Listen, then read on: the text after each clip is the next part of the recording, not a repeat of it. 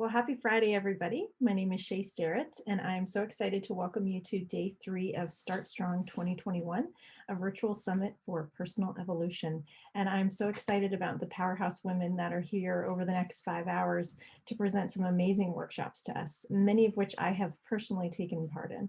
So thank you for being here, whether you're in the Zoom room with us, whether you're on Facebook. So glad to have you in community with us. So I want to take a minute to introduce our first speaker, Paulette Rigo, despite my attempts to change her last name over the last week. I am so excited to have her here. She is the founder of Better Divorce Academy and the Better Career Project. She is a credentialed mediator, certified divorce coach, trauma-informed recovery coach, career transition specialist, an ERYT 500-hour in yoga teacher training. She's the author of the Better Divorce Blueprint, which is an online course book planner for people going through the divorce process. She's got card decks. She hosts the Thriving in Chaos Project podcast. She's the creator of Best Life Ever retreats, and she has a commitment to creating an optimal divorce experience for the clients that she works with. But today she's going to be focusing on the Better Career Project, which is helping people optimize their life by finding the projects, the desires that help them create the career they crave. This is a process that I actually went through with her a couple of months ago, and it was just really helping me narrow down that clarity of all this experience I've had over the last 20 plus years and creating that thing that just lights me up at the end of the day. So I'm really excited to introduce her. I do want to remind people that this workshop is being recorded. So if you don't want to be showing up on YouTube or Facebook or websites or podcasts, please go ahead and mute yourself and turn off your video. And otherwise, I'm going to stop sharing, hand it over to Paulette, and she's going to take it away. So well, good afternoon, everyone. And Shae, thank you so much for having me. It was really, I don't believe in accidents, like coincidences. I believe in that everything kind of aligns when you meet the right people.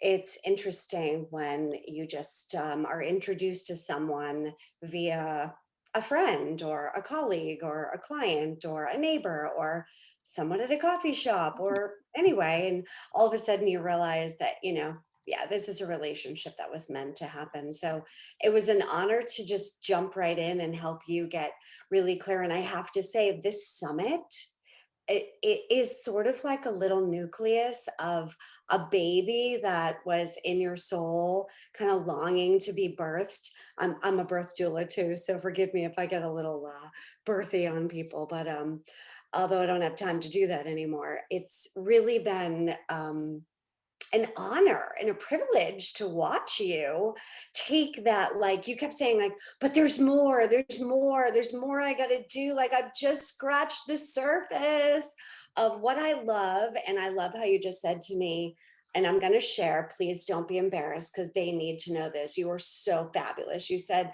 I'm getting excited. I can't wait to get started. I wish I could do this stuff every week. It just makes my heart sing. Right? Like, isn't that what we want in our work? If you get up every morning and you smile and you say, I get to do my work today, instead of I have to do my work today, that's what we're looking for, right, Shae?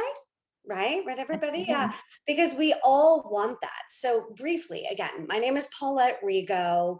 I am kind of contemplating changing my last name because Shae was so freaking adorable. Because she's like kept sending me this great like emails and memes with like someone else's name, and I was like, well, maybe she just whatever. So I was like, I think you want to change my name. So, and then finally, after like emails back and forth, she was like, maybe you should just change it.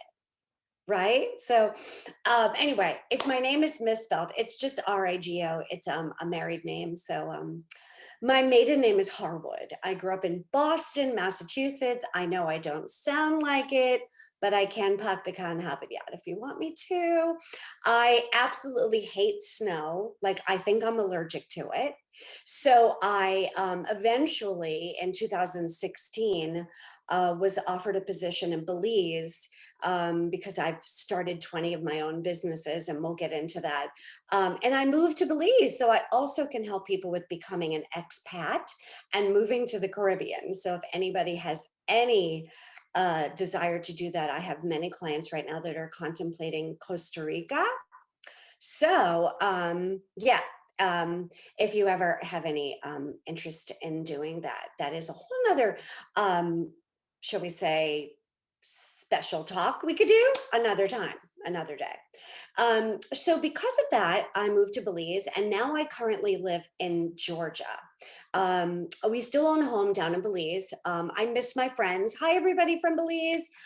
So many friends down there. I miss you all. Was given the opportunity to run, direct, manage, own a 2,600 square foot aerial yoga teacher training studio and spa for a Curio Collection by Hilton Hotel. So I was like, I don't know, do I want to move to Belize and live in the Caribbean and teach people yoga and have retreats? Yes, I do. So I packed up everything, well, sold a lot and packed up what I could manage and moved and lived there for approximately 3 years. And the home that we own was transitioned into a Wyndham property. So we took advantage of that and ended up traveling almost all of 2019. And that really gave me another incredible view into the world of what's possible. And that's a lot of what we're going to talk about today. So now, the work that I do 100% of the time, well, maybe 99% of the time, is help women successfully, optimally divorce with dignity, stay in control, stay out of court, and get the results that they desire and deserve. And because of that, 70% of divorce is filed by women. And the average amount of time that they contemplate it is 2 years. That's the average amount of time. But what happens at the end of that, or even in the middle, is what am I going to do with my life now? They're in their 30s, 40s, 50s, 60s. I have a client I just got yesterday. She's been married 51 years and is now confused and overwhelmed with, what am I going to do with the next chapter of my life? So that is a lot of the work that I do with Better Career Project, is helping women, although I have male clients, I love men, happily remarried. And yeah, it's a matter of just putting a plan together. And this is where we start. So I'm going to attempt to share my screen. Let's see. There we go. And hopefully you can all see that. Can everybody see it? Yeah, I can. Okay, great. So I'm just going to start with how to create a career you crave. This is the subject that Shae was most interested in having me share. Um, it's such an issue right now. Most of us don't really feel valued in the work that we're doing. We don't feel heard or seen or appreciated, or you fill in whatever word you want to throw in there. And we really don't feel like we're making a difference. And that's a really important part of being alive, is feeling like you're contributing and you're serving. It isn't just busy work, right? So I don't know if anyone can relate to that, wanting to truly feel valued and heard and making a difference. That's why So I started my business. For yeah, sure. it's so true, right? Like, and stop me anytime. This is not a terribly long presentation. And I also want to get through it quickly because I love Q&A. So I'm a Q&A kind of girl. So yeah, I mean, really, let's go back to that. We want to feel valued, right? I mean, and I'm not meaning from like an egotistical point of view, but really feeling like that and feeling heard, seen, appreciated, and making a difference. So, but we get that dreaded question. I don't know whether it's your parent or a teacher or a guidance counselor or your grandmother or a friend or whatever, but you get that, well, what do you want to be when you grow up? Or what are you going to go to college for? Or, well, what do you do for a living? You know, that question. And it's just a little scary.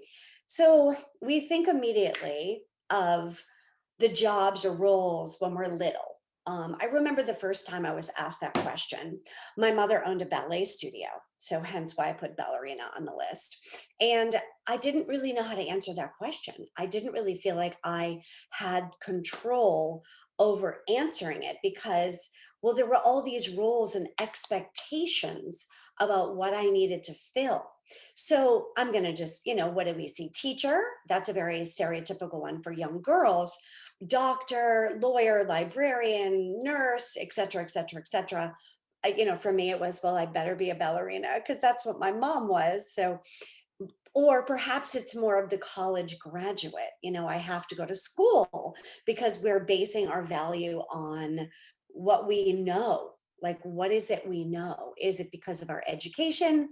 Or in my old office in Boston, I used to have all my diplomas up on the wall because I had high school and college. I went to Northeastern University and studied communications and journalism.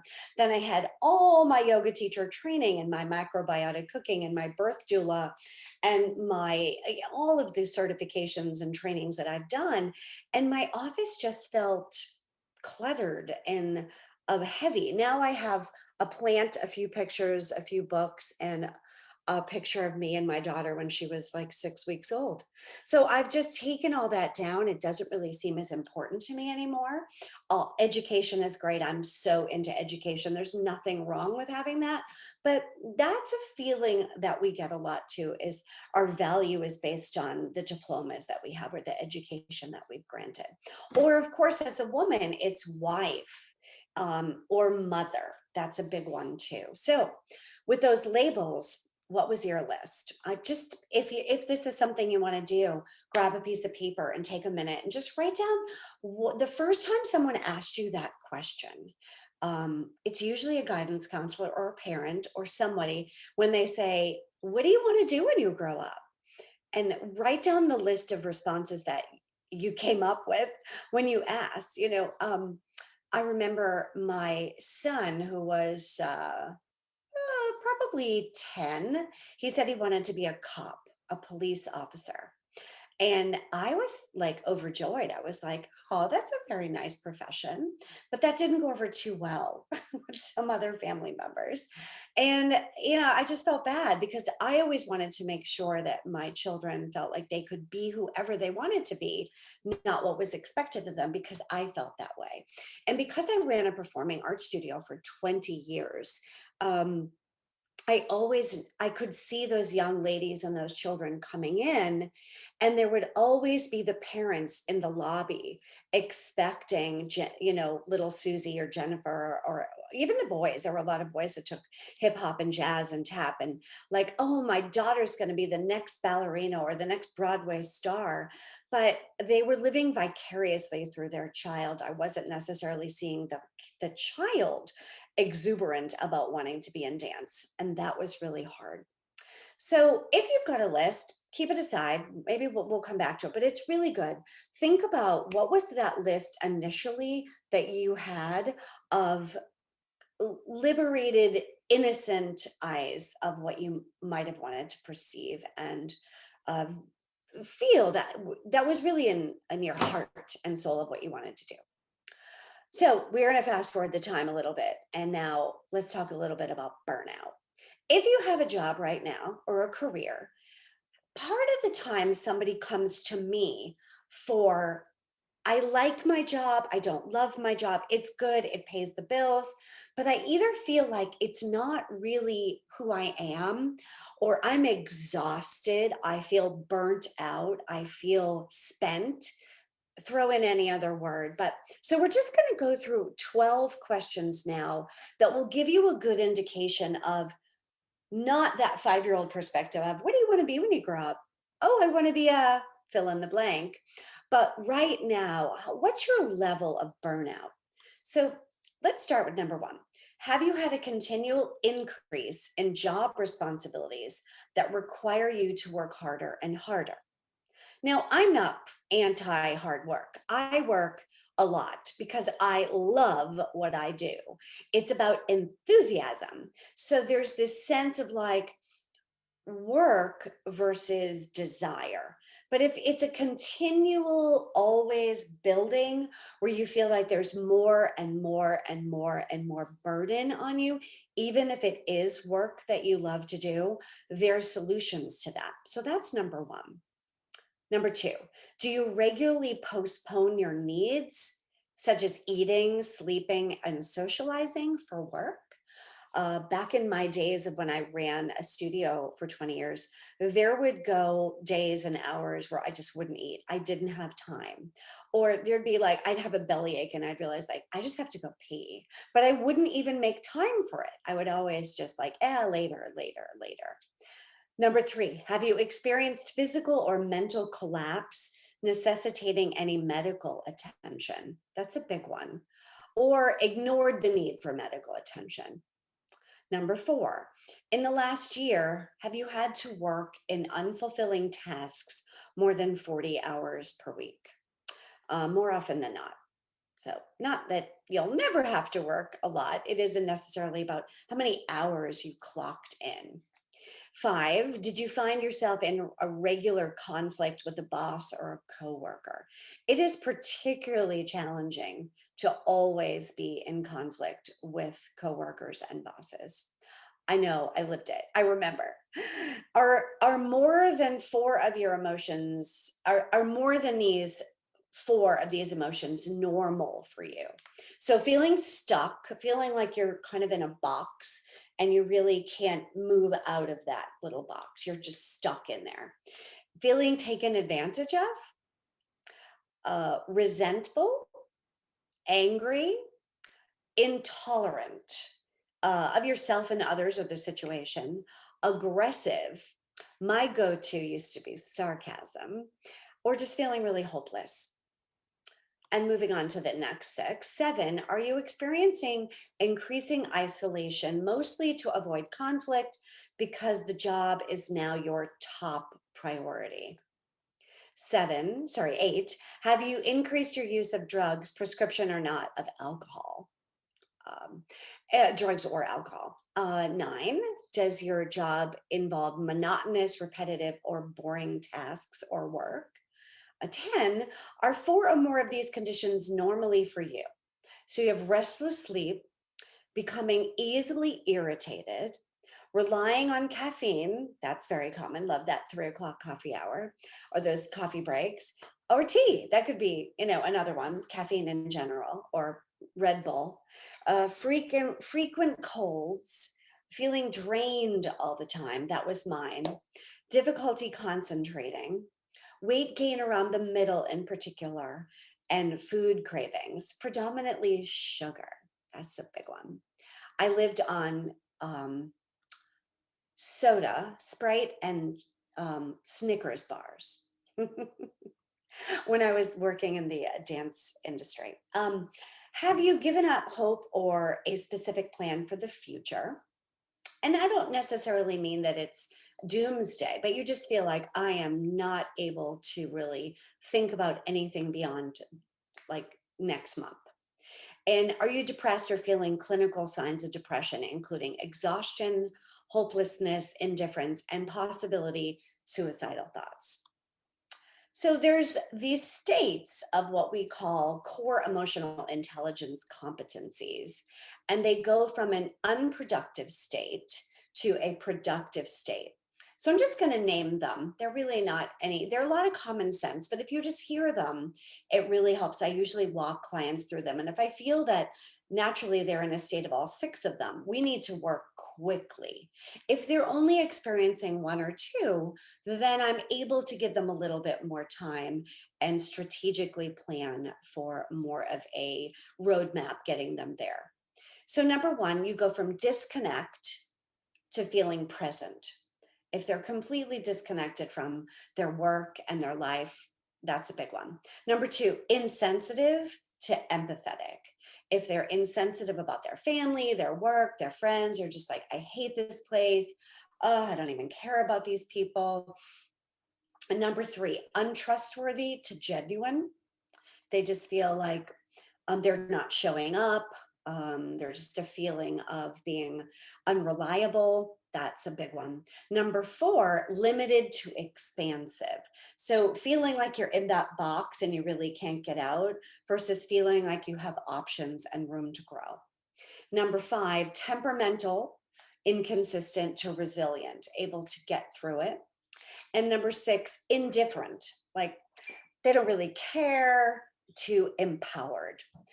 So those are the 6 core emotional intelligence competencies that for me as a career transition coach and expert, I'm able to immediately see if they've gone from an unproductive state to a productive state.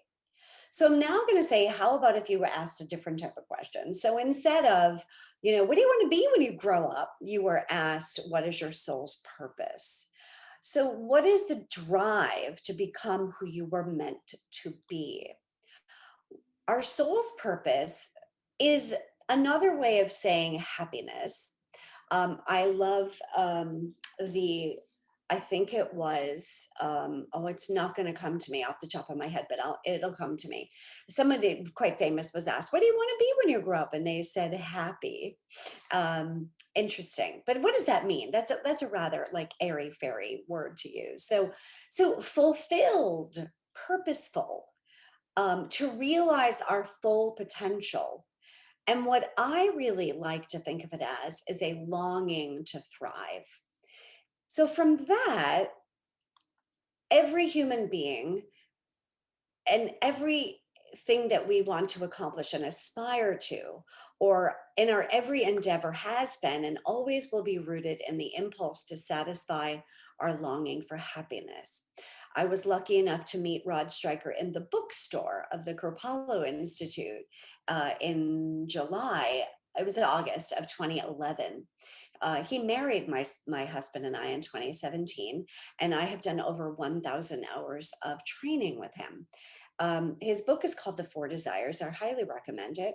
And it's really powerful tool to really understand what we long to do.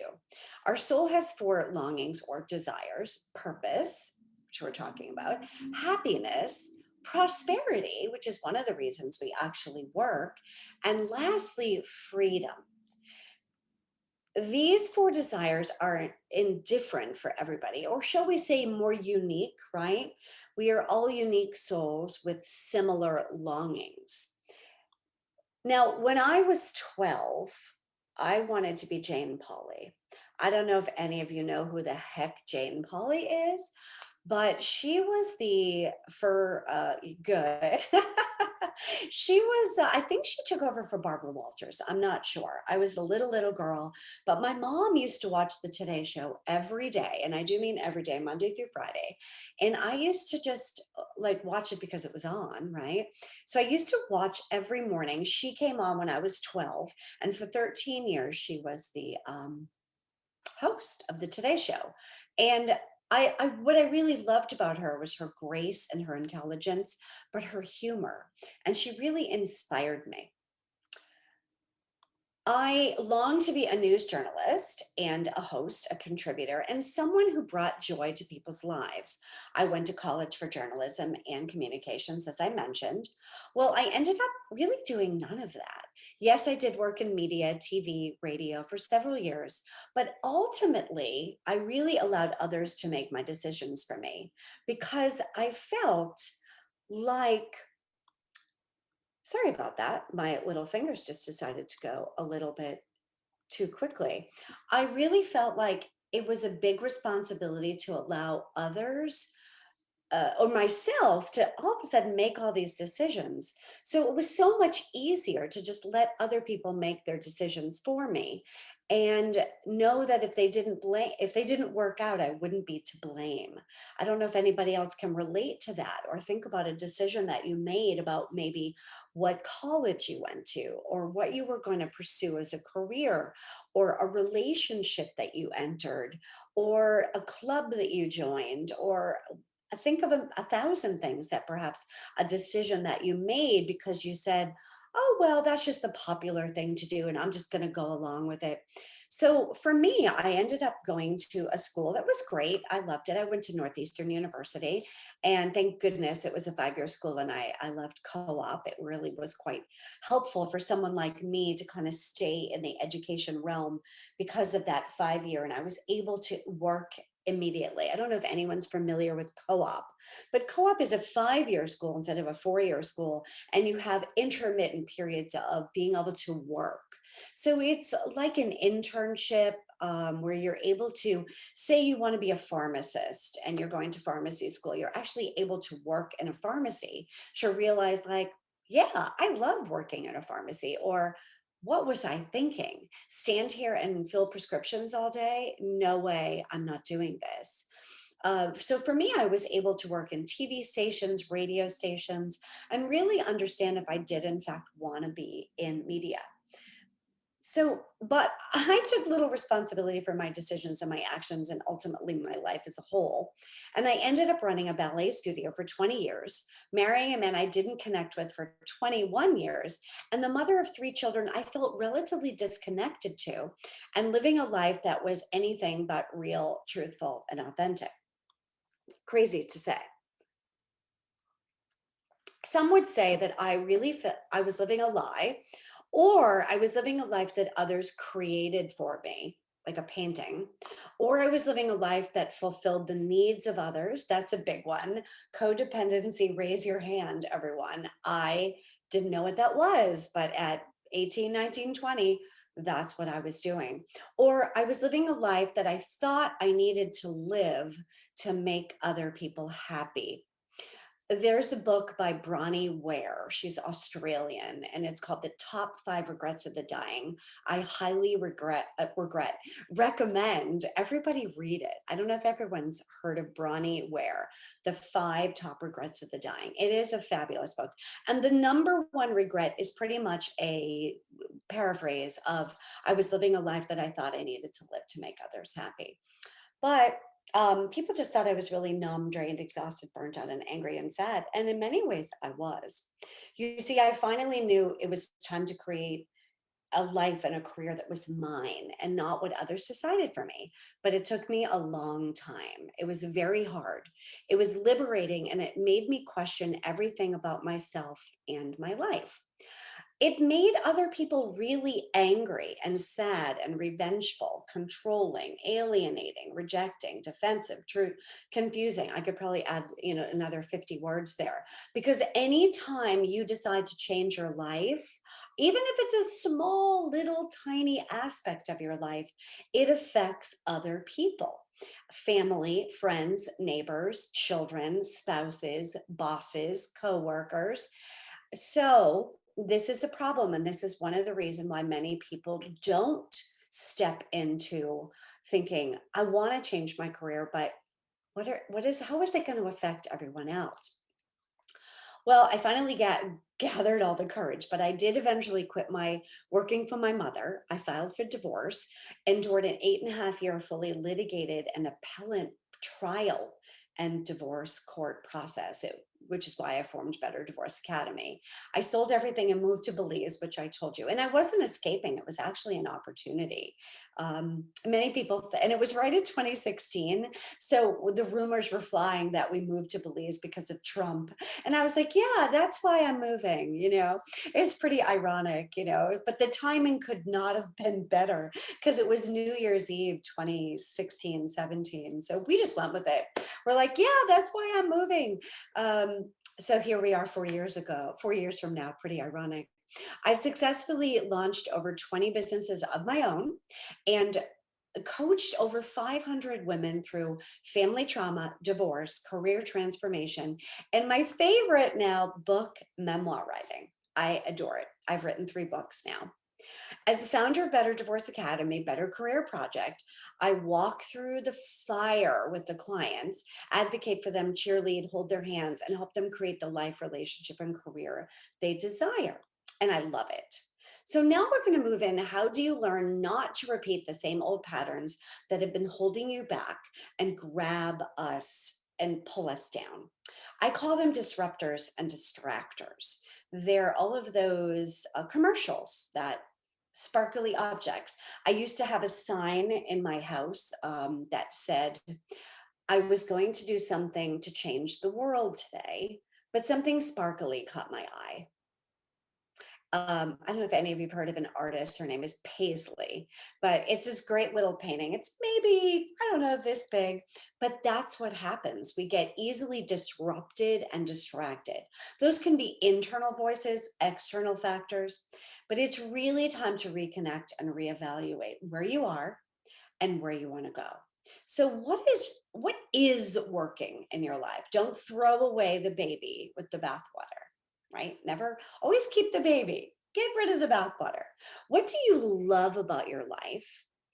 Who is in your life and making it more fulfilling? And who and what may be dragging you down? And this isn't like blaming, victimhood, finger pointing. It's really a time to reevaluate and be very serious about that. The next step is to reevaluate your past life to prepare for your future life. And this isn't really dwelling, but really just looking in the rearview mirror. That Eagles song, or I think it's Don Henley's, like, don't look back. You can never look back. We just want to reevaluate. So, what do you need to keep? What relationships make you smile or make your heart smile? And which relationships or work can you and do you feel good about? These are the things to journal. I'm happy to send this PDF to anyone too. What relationships are contributing to you being a better, more productive person? What relationships are in alignment with your values? And what relationships are reciprocal? This I cannot speak more enough about. Your work needs to be reciprocal. Your relationships need to be reciprocal. I remember when my children were little, they would always say, "Oh, can so and so come over for a play date?" And I was like a play date aholic. I loved having play dates. But eventually, that child or group of children would come over time and time and time again. And my child would never get an invitation to their house for a play date. And I felt badly about it. And I thought, well, is it me? Is it her or him? Like, why is there no reciprocation? And occasionally, as the children would get older, I would say, well, why don't we wait to see if so and so, reciprocates? And some of them would, and some of them wouldn't. But now let's think about all the things in your life that you feel like there's give, but there's no reciprocation, right? That could be a thank you note, an effort, a gift, just anything. So, particularly in the work that you're doing, if you feel like there really is no reciprocation in the work that you're doing, this is a big problem I see with a lot of the people that I coach. And then lastly, what relationships are fun and loving? We don't want to just harp on the negative and the things that aren't working, but who and what in your life really, and when I say relationships, I don't necessarily mean just people, but your work is a relationship too. So there's three things that we're going to focus on. Number one here is this exploring all of your possibilities. So I am a firm believer in feeling like you have a clean slate. Think about, in many ways, being a reborn, like you're a brand new uh, creature, soul, and you have absolutely no idea of the past or the future. It's a whiteboard of endless possibilities. It is very difficult for many people to not bring their steamer trunk full of list of things they think they are. So if you have a very long list, if I gave you a pad of paper and I said to you, can you write down all the things that you think you are? Well, my list would be something like woman, wife, mother, daughter, sister, coach, mediator, podcast host, author, speaker, macrobiotic cook, birth doula, yoga teacher, trainer. Um, I could keep going. Expat, um, a lover of summer. But really, I want you to kind of take a big red marker and cross out not my list, but your list. What's your list? And if you keep going, like if I gave you 5 minutes, 10 minutes to do this, you could probably fill a whole pad of paper of thing. You could go into all the things you love, all the things that you identify with.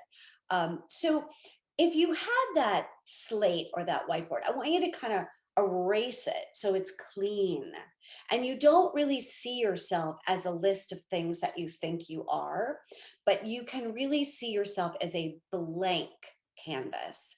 It's a gift. I try to do it every day, always seeing everything with fresh possibility, fresh eyes.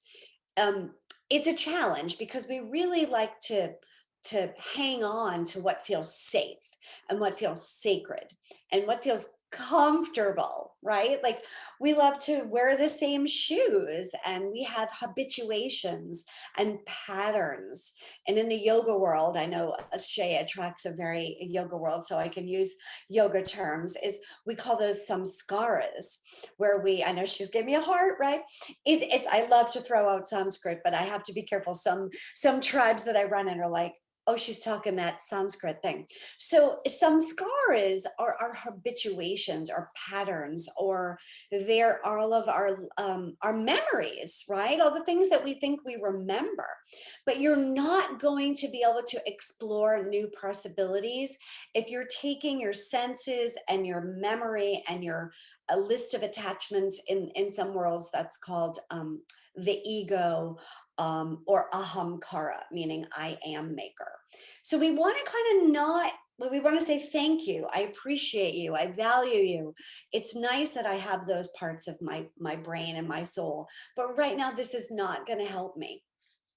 We want to think now and shift, like, have you ever given any thought to your hidden talents, things you haven't even contemplated, or exploring hidden talents or gifts or ideas or interests? I use the word talents, but it doesn't necessarily have to be like ability to do something.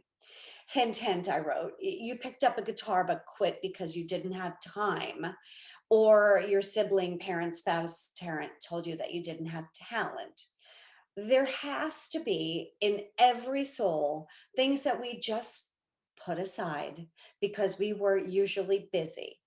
Now it's about making room for the new. We tend to hold on to things. So 10, whatever level you are comfortable with, it's time to kind of go through everything you either own or, and I don't just mean like, lipstick, but we own ideas or concepts too. We're not just things. And go through everything you own and decide what to keep and what to let go of. I tend to call it essentialism. There's this, the whole movement of minimalism. I don't like to use the term minimalism because a lot of people see that as, having a cot on a floor with a toothbrush, a toilet, a sink, maybe a refrigerator. Like you're living on bare bones.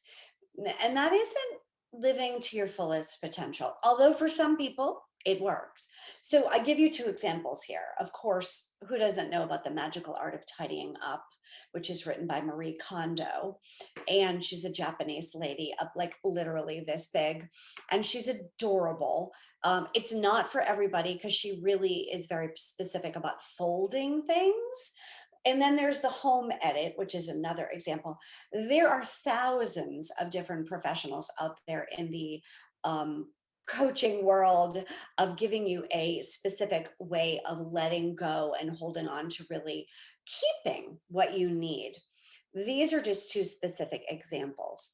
So usually I start with clients if they're really just bogged down with heaviness about emptying closets or work situations, category by category, going piece by piece, item by item, and asking yourself as you pick it up, Does this spark joy? And I just put in there, thanks, Marie Kondo. If the answer is yes, and it makes you smile and you feel incredible satisfaction when you look at it, you read it, you talk about it, you touch it, you use it, you feel it, you eat it, you hear it, keep it. But if you're like, let it go, please, you're not doing any service to yourself. And you have to make a decision, really. Should I sell it because things have value, donate it, give it away, or throw it out? It's not easy. Now, moving from a 12,000 square foot house to a 1,200 square foot apartment to a island in the Caribbean, I am an expert at learning how to simplify, minimalize, essentialize not only my work, my finances, my relationships, my home, but also helping other people do it. It's not easy, but it is so liberating. And lastly, I jump into know yourself. The power of mind mapping is very helpful. So if you don't know what mind mapping is, just Google mind map and Tony Buzan. He is an incredible expert. He's kind of been coined the inventor of mind mapping. So I want you to just take out a blank piece of paper and write career or job or whatever in the middle. And it's best if you kind of put it horizontal like this, and you just write career or job or whatever you're currently doing.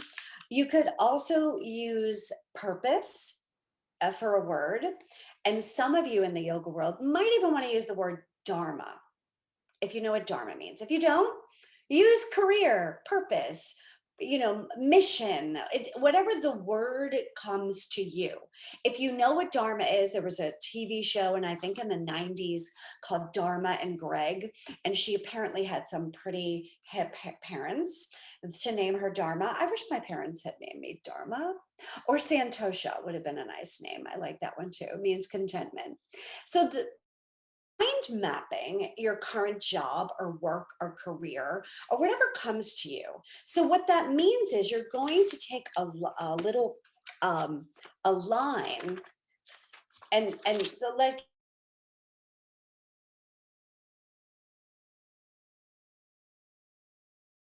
and write a word. So, and then another line and write a word, and another line and write a word. And literally, in my experience, ladies, you all can relate to this, but who has lost your keys or something of great importance, and you know it's in your bag, but you can't find it because your bag is black and everything's in your back is your bag is black and there's no lights, you don't have a flashlight, and you're starting to curse. So you go inside and you turn all the lights in and you take your bag and you go on the bed. It's usually the bed. I've actually used the kitchen sink before, but the bed is usually the thing to do. And you just take that thing upside down, you make sure all the zippers are undone, and you shake it. I wouldn't say violently, but rather aggressively. And you shake it and you make sure everything is out of that bag, right? And the stuff that you're going to find, oh my, chances are you're going to find the one more, but you're also going to find a lot of other stuff. This is the power of mind mapping. It really works. So I want you to think of your mind as a pocketbook. I'm going to turn you upside down, drill a hole in your head, and shake you up by your ankles. I know it's a little bloody and graphic, but just go with me. You're going to shake yourself, and the contents of your mind is going to empty on your mind map on your piece of paper. It really works. Now, why does it work? Because you're able to subconsciously uncover all of those little uh, unsaid, unshared, unquantified, um, uncommunicated voices of your soul. And I highly recommend it. So consider mind mapping your career and find out what it is that you love, what is not working, and commit to it. So there really is power in working with a career transition specialist, and the power of reinventing yourself, the power of living your best self and your best life, because you need and deserve results, financial results, going back to those first few words that we talked about feeling heard, feeling appreciated, being of service, purpose, money, meaning, and success. I usually then I'm going to just mention four case studies that I'm currently working with. So, number one, I have a client that I can just do this off the top of my head, but she has been divorced three times, not once, not twice, but three times. And she has a 16-year-old and she works in a hospital and she really doesn't like it.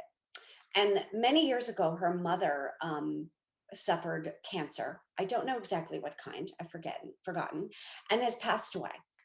And she came to me very burned out and confused and sad, naturally. And we, through a lot of work, she's just launched um, cancerconciergeservices.com.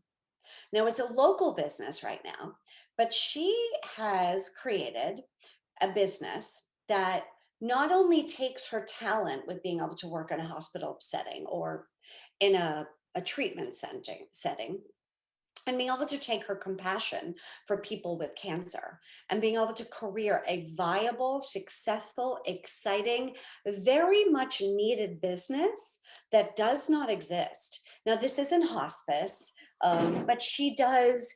When you get cancer or your loved one get cancer, your entire life stops. Everything just shuts down, much like when you get a divorce. And she is able to water the plants, walk the dog, take you to your appointments or a loved one.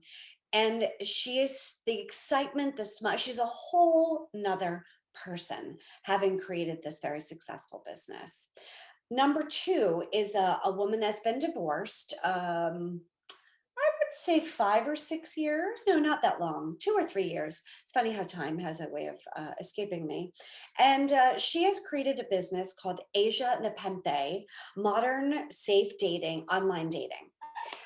She first, when she started re-entering the dating world after getting divorced, was terrified. There was a lot of scam artists and criticism and ghosting and all the things I'm so not into the online dating world. I actually learned a lot about it from her.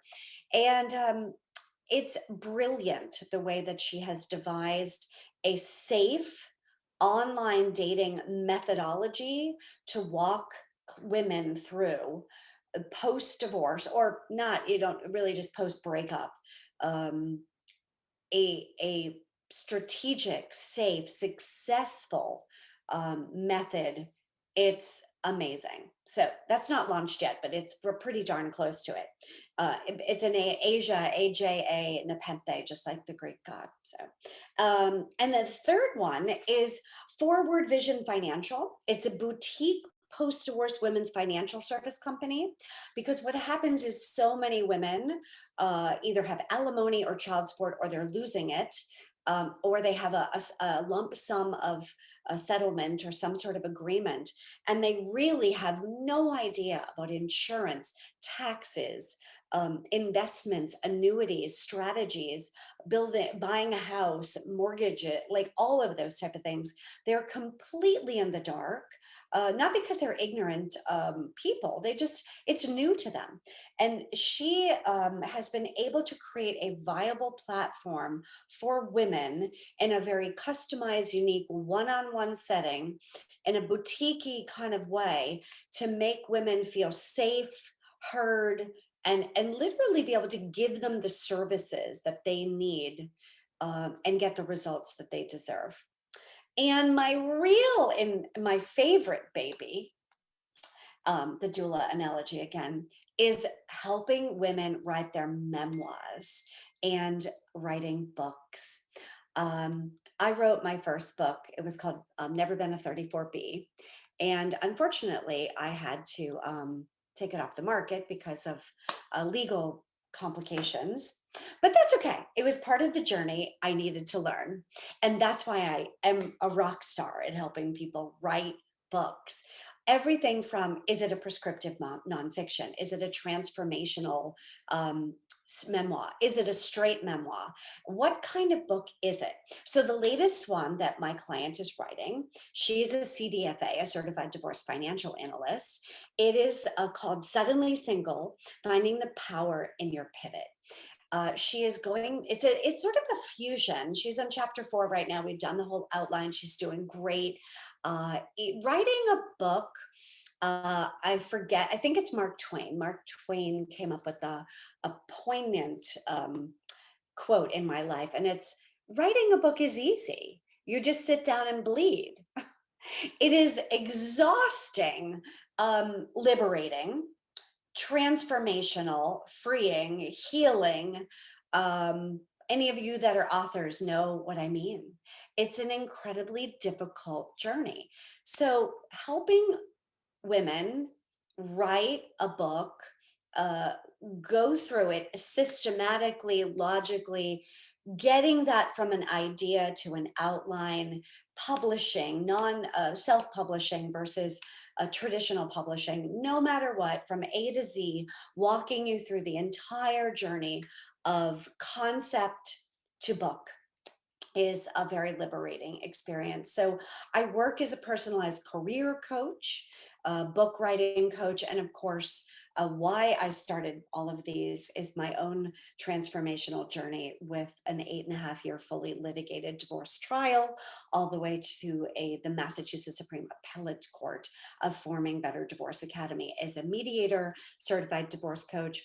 I'm also a member of Divorcify, Fairway Divorce Solutions, National Association of Divorce Professionals, Vesta, Amicable Divorce Network. So I have a very large network of legal experts, residential, real estate, mortgage professionals. My husband's actually a certified divorce lending professional, financial experts, mental health practitioners. I love to find wonderful parenting experts. So I'm able to create a team, one-stop shopping, and create a team for couples. I work with couples when I'm mediating and individuals when I'm coaching, to be able to create an optimal experience so that they can stay in control, stay out of court if possible, and really create the outcome that they deserve and desire.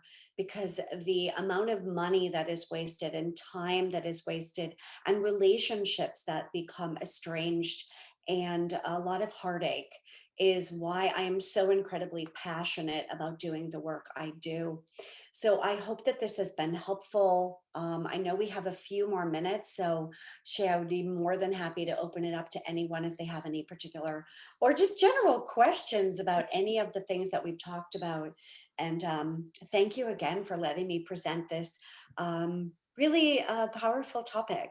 Because if you don't love your work, man, life cannot, it can just Mm. be. Well, I feel like it's such a great extension to what we've been talking about the last 2 days, which is, this ideal, I don't know if goal is the right word, but self-awareness and self-growth and self-development. And this is just one way to allow that to manifest in your life, is finding that career and that purpose that's going to light you up. And maybe it changes in 10 years, but this is really what you want to do right now. And I don't know, from personal experience, I don't know how other women are feeling, or men in the group, but I know I was exactly that person before I started my business 5 years ago: drained, burnt out, not feeling appreciated, not making enough money, all the check boxes.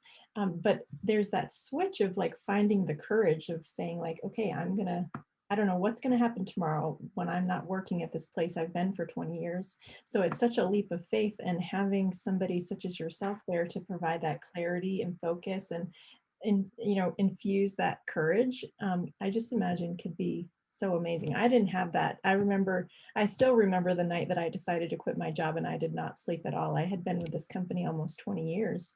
And I said to my partner, probably the first time, the whole time we've been together, I don't know what's going to happen tomorrow, but I'm going to do it anyways. And this was after one of my first yoga experiences. I had a pretty significant awakening with the mindset of, wow, something, it could be different.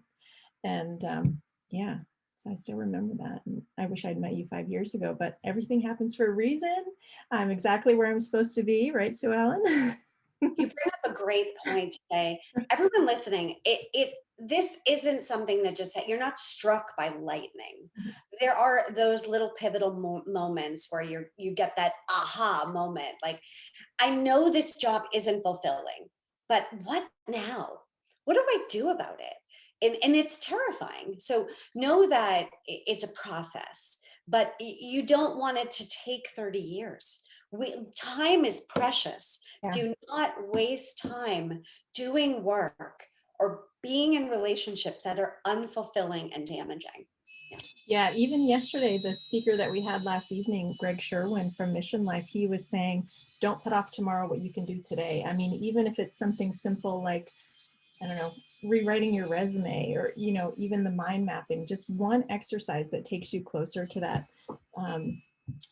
that dream or that vision. Just do one thing. Maybe you're not going to quit your job tomorrow, and I feel like you've given us so many different one things that we could do. Maybe it's just telling somebody, I really hate this job. And somebody being willing to hold space for that discomfort and not say, oh, you'll be fine, just wait till next week. You know, that making space for the discomfort is so powerful when we're looking to go through those transitions. Yeah. There is a lot of confusion Mhm. when you feel like you either don't have someone to trust that you can trust, because you're really risking something if you tell someone at work, if you're working in a corporate setting or even a small business. It could Yeah. be a cashier at the grocery store. Yeah. But if you have the courage to say, and amen for that, I've always thought I would love to just work at Whole Foods in the beauty department and help people with essential oils. That would just be like, Yeah. that would make me happy, and Steve's like, okay, honey, well, you can do that among the other 15,000 things you do, but it really would make me happy to do that. But Yeah. there's a risk that you take, saying, well, who do I trust? Mhm. Because they might sabotage me and stab me in the back. And then, oh, that could be. And it's great that you have a trusted partner and you have somebody that you can collaborate with. But we don't always have that. There Yeah. were many people that I said, I can't tell anybody I hate my Mhm. job. Oh, yeah. And many of them did stab me in the back. And it isn't a good feeling knowing that you can't trust someone. Yeah. Yeah. Which brings up a whole other subject for a whole other webinar about, Mhm. yeah, the Yep. relationship. And I know we're all women here, but there may be men tuning in. It's not just women, Yeah. but I didn't mean to use no, labels. no, I was bringing it up, you know, even among women, the trust that has kind of deteriorated over the years for whatever reason. And I feel like this is also a great step in the right direction when you find that trust. Even if it's one person, it's going to renew something and rebuild something in you that may have been lost, but somebody's going to light that in you again. They should. And I also believe that spark, Yeah. that whatever it is, whatever the spark is, a conversation, a song you hear on the radio, maybe a movie that you watch, a book you write, a conversation you have, a person you meet, you Mhm. find inspired and empowered by that. I believe that everybody has at least two books inside of them. We all have a story to tell, Mhm. because we just do. Now, you may not want to publish your story, that's fine, but you still have a story. Now, whether you're 20 or 30 or 80 when you write it, but I know that I've not met one person that doesn't have a story to tell. So even if you just journal it, write it, and you feel like, aha, just start telling your story, Mhm. because we all need to heal on some level by Yeah. sharing our story. That's the beauty of community. Look at the power of Facebook groups now. Yeah. Because when you find 12,000 other people that have experienced blah, blah, blah, just like you have, Mhm. you finally say, oh my God, there's nothing wrong with me. And Or that whatever. brings up another point from Dr. Arnesto's talk yesterday, is this aspect of we're all suffering in some way. And once we can connect with people that they're suffering, it softens the blow a little bit for us. And that community and that camaraderie is so important. And speaking of Yep. writing, Emily Bradley is going to be leading a workshop tomorrow talking about journaling through grief and pain. So, and how that's such a powerful tool. So you Yeah. never know. People who come to that on Saturday, that might just trigger that book. Like you say, it might be next A week. lot of journals are the birth for a book, Shae. Yeah, I see yeah, that, yeah, everyone. Yeah. Never underestimate messy first draft that looks yeah, like a journal entry as the birth or the spark for a new career, a new writing. It could be the birth of anything. yeah, a poem. Yeah, wonderful. Well, I know we only have about a minute left and I want to be mindful of your time. Anybody have questions, comments, thoughts here with us in Zoom or on Facebook? Well, I can say I'm really impressed with the work you do. And I really wish I would have met you about 11 years ago, because you could, that divorce when you're not expecting it and how it really just turns your life upside down. So that's just a really critical place to be supporting you. So how long do people usually work with you if Ooh. there's somebody that wants to work Do with you you? mean Sue Ellen? Do you mean in the divorce realm or the book writing realm or career or as Well, a either or. Like, so if somebody's watching this and says, that might be really good, how long would you work with people and how would they get started working with you? Sure. Well, if it's divorce, I Mhm, usually listen to their story because, well, I mhm, always listen to their story, but I look at the big umbrella of where they are, and I'm Okay. very quickly able to know whether they need to work with me short term, medium, or long. Yeah. Are they mediating, litigating, or what's going on with their life? So that could be as short as a month, sometimes as much as 2 years. Very individualistic based on the situation. If it's a career transformation, it usually is about a 3-month journey to get them from where they are to where they need to go, at least mhm, the plan. Some plans take longer to execute. mhm, But at least they have a blueprint, they have a GPS. And if it's a book writing, it depends on how committed they are to their writing assignments. Um, mhm. but the quickest book writing client I've had is 4 months from seed of concept to actually publishing. Wow. Most people take a year, but Mhm. that's a timeline, whether that be divorce coaching, mediation. And I wish I was there for you 11 years ago. I wish I was there for me 15 years ago, but I didn't know anything. I was, Right? the stuff we learned. And all three of those categories have been birthed out of necessity. Mhm. Yeah, Mhm. Yeah. Well, thank you for your sharing and for your work. sure. Yes. Such a wonderful presentation. Thank you so much. I just And want I'm happy to email it if you want to pop your email, Zoom watchers, your email in. I'm happy to send it to you. yeah, Again, and you can easily find me at Paulette at betterdivorceacademy.com. And my what is a good website to put in the Facebook group? Sure, I can do that. Yeah, put in betterdivorceacademy.com, Okay. or I have two websites, bettercareerproject.com. I keep them separate. I never want my divorcing clients to think that they have to start a business or write a book. And I never want my book writing clients or, career to think they have to get divorced. So I have specifically kept those businesses quite separate. Although there is a lot of crossover, if you can imagine. Yeah, absolutely. Especially, even you mentioned this, you were in a career for a very long time during your marriage and, all the change and yeah, and especially people who might have been staying home with kids and maybe didn't have a vocation and yeah, so many ways that this could be Many, valuable. many women, unfortunately, lose child support and alimony, and they have no plan B. And Mm, this is where that was birthed out of necessity. So that's where it's like, well, okay, we're going to start a business. Let's get going. let's do I'm it. all about getting it done. So Yes, you are. I know I'm so proud of you. Again, we started this conversation with our initial work together, and knowing that you had the birth of so many amazing things inside of you, and to see your face light up with this summit brings incredible joy to my heart. Oh, good. Well, thank you. Well, you're bringing me much joy. And My of course, pleasure. want to honor you and your wisdom and just the ways you're making the world a better place for so many people. Thanks for If being here with us. anybody knows anybody struggling through divorce, contemplate survival or healing, please don't let them suffer. Give them my Mm, name. yeah. I breaks my heart to see anybody suffer through it. Yeah, there is someone out there. So, You are not alone. you are not alone.